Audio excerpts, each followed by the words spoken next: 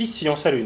Allez-y. Oui, bonsoir. Et d'abord, merci pour votre film ce soir. J'aurais voulu vous poser une question un peu qui revenait au départ de la première question qui a été faite, pas politique, mais sur un autre sentiment. Vous, bien sûr, vous faites un rapport entre la vie et la mort. Il y a une partie des signes traditionnels, comme vous dites, avec les fantômes, et un rapprochement religieux, quand même. Vous présentez un moine, et vous semblez bien mettre cette partie-là un peu en dérision. Alors aussi, ma question, c'était comment le public reçoit cette partie, peut-être en dérision, sur un des sentiments dits traditionnels qui est... Voilà.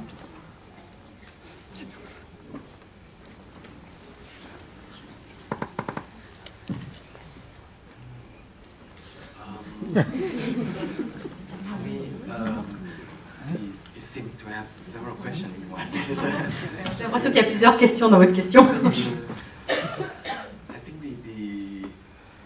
For me, is the idea of death and life is like the continuum. Buddhism, death is not the end, rather it's more of the transformation. So in the film, I would like to make it very open to have the audience free to interpret whether it's something that you see physically, like the princess or the buffalo, or even something that you cannot see but hear, like birds or insects.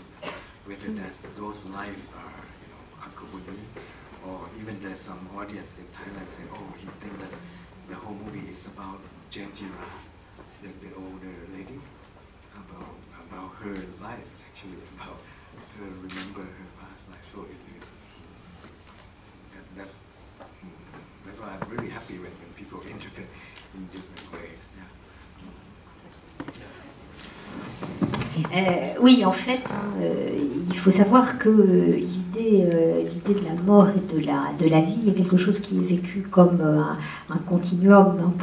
Pour le bouddhisme, la mort n'est en aucun cas une fin. On est plutôt sur une idée de transformation. Et j'avais envie, moi, de laisser les choses très très ouvertes pour qu'il y ait une place pour l'interprétation du spectateur, pour que chacun puisse comprendre les choses comme il le souhaite, que les gens puissent voir cette princesse, ce buffle, ces insectes, ces oiseaux, comme soit des choses réelles, soit même comme des incarnations d'autres vies de l'oncle Bonmi. Il y a même, par exemple, en Thaïlande, des gens qui ont pensé que le film parlait de, en fait, Jen, la femme la plus âgée, et que c'était sa vie dont parlait le film, et les différentes incarnations de celle-ci. And also for the monk is for me is like the idea of transformation also, because it happened to many people, like for me too. When my father passed away, I became a monk for briefly as a ritual. So it's like I'm transformed. For the monk, seeing the guy Sakda, he became a monk for Uncle Bunmi, at the funeral. So it's like he was transformed. He's like reincarnated, so changed in one life, and then he's hungry, so he take off his robe and so it's again it's a shell. So I want to suggest that even in one lifetime, we have many lives. Yes.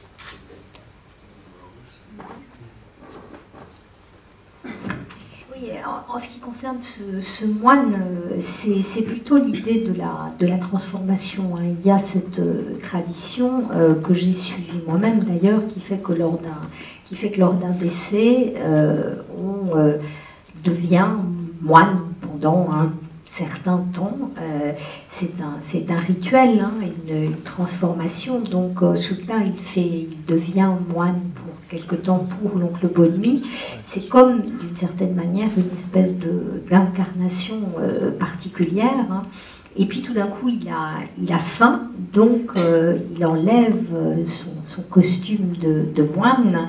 Et ça, c'est pour suggérer, en fait, c'est comme une espèce de coquille qu'il enlève, et c'est pour suggérer que, effectivement, même à un temps précis, on peut avoir plusieurs vies simultanées et plusieurs rôles.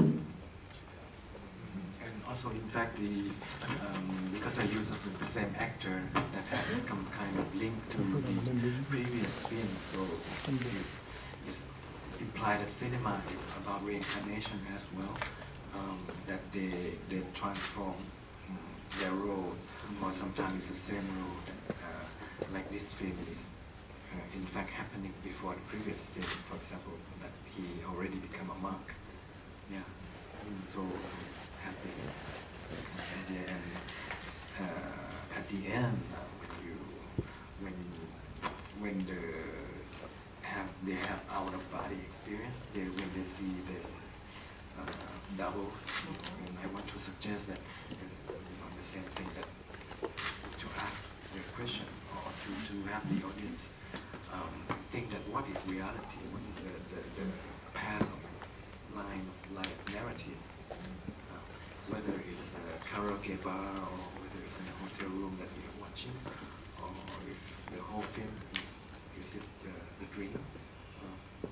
Yeah, so this kind of path. Oui, il y a aussi le fait que les acteurs sont aussi des acteurs, pas tous, mais certains des acteurs sont des acteurs qui étaient présents dans mes films précédents. Donc là, ça donne, c'est le cas de cet acteur qui se transforme en moine, ça donne une idée que le cinéma lui-même est quelque chose qui parle de la réincarnation. Ces acteurs qui sont les mêmes, ils vont avoir des rôles qui peuvent être certaines fois identiques ou des rôles différents, et notamment par rapport à ce personnage qui dans Open Me se transforme en moine pour une courte période de temps. On a l'impression donc que ce film-là a été fait avant le film que j'avais fait précédemment, où ce personnage-là était aussi un moine. C'est vrai que vers la fin du film aussi, quand il y a cette expérience en fait de dédoublement des corps, on les voit, on voit des doubles, c'est-à-dire des gens qui restent dans la chambre d'hôtel et les deux personnes qui sortent pour aller manger. C'était aussi pour suggérer, pour laisser le public en fait s'interroger sur ce que pouvait être la réalité et ce que pouvait être aussi, bien sûr, la réalité de cette narration, c'est-à-dire où est-ce qu'est le réel? Est-ce que le réel il est dans cette salle de karaoké, ou est-ce qu'il est dans la chambre d'hôtel, ou est-ce que l'ensemble de ce qu'on vient de voir n'était pas un rêve? Une question ici en salle. Ah oui, une petite question sur la relation entre les êtres humains et les animaux, puisque les réincarnations peuvent se faire en animal. Il y a une scène qui est assez frappante, c'est que cet oncle Bonmi qui est très sympathique, à un moment donné, il avoue quelque chose qui n'est pas forcément très sympathique. Il dit « j'ai tué beaucoup de communistes », et c'est au moment où il tue aussi des insectes, des moustiques. Et ensuite, on voit la tante, un peu plus tard, tuer aussi des mouches ou des moustiques autour de la lampe. Alors, est-ce qu'il faut y voir une dénonciation du fait de tuer les animaux, parce que finalement, c'est aussi mal de tuer des animaux que de tuer des communistes? Et auquel cas, est-ce que c'est un film qui prône le végétarisme aussi, le respect complet des animaux?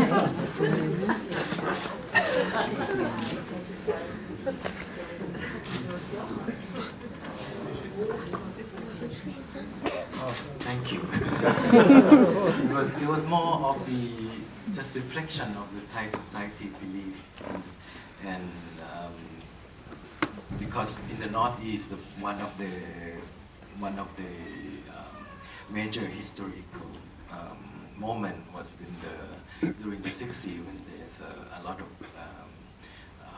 communism, widespread of communism, and a lot of a crackdown by the government, and it's very violent. And to the point that there's a student uprising. I think in 1976 that has a lot of students has been killed by the army. At that time, there's a monk, just came out and speak that killing communists is not a sin. So it echoes with the current situation in Thailand, where the Red Church occupy the city, Bangkok, a major part of the city, and there's one popular monk came out to say that because it takes a long time and the government doesn't take action, and so the monk said killing time is more sinful than killing people. Killing time is more sinful than killing people. Yeah, so in a way that he suggests that the government use an extreme method to get rid of these people. Yeah, so it's the same cycle of this idea. Yeah, and so I just want to put this idea in the guilt of Uncle Bumi, and then Jejira said, oh, it depends on your intention. If you're killing for the nation, it's okay. Oui, cette partie-là, hein, c'est plus une réflexion en fait sur la société thaï et ses croyances. Il y a un moment historique majeur dans l'histoire de la Thaïlande, et c'est dans les années 60, où il y avait beaucoup de communistes et de groupes communistes. Il y a eu effectivement oui, le gouvernement avait été démis d'une certaine manière, il était très très défaillant. C'est un moment où il y a eu aussi une révolte étudiante extrêmement violente en 1976, avec pas mal d'étudiants qui avaient été tués par l'armée, et à ce moment-là, il y avait eu un moine qui avait pris la parole et qui disait en fait que tuer les communistes n'était pas un péché.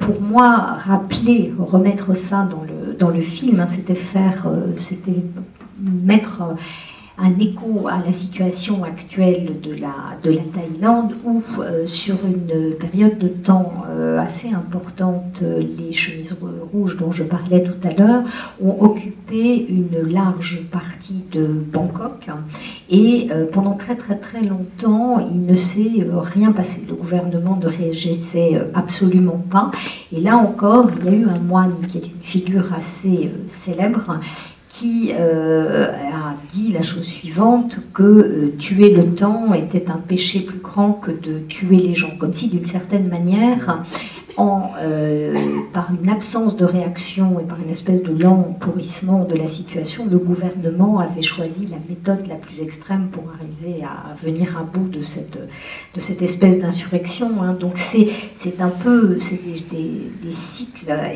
que j'avais envie de remettre là-dedans. C'est aussi l'idée de cette culpabilité qu'a l'oncle Bonmi, et où là, sa belle-sœur lui dit mais en fait, tout dépend de l'intention qui a fait naître en fait le geste incriminé.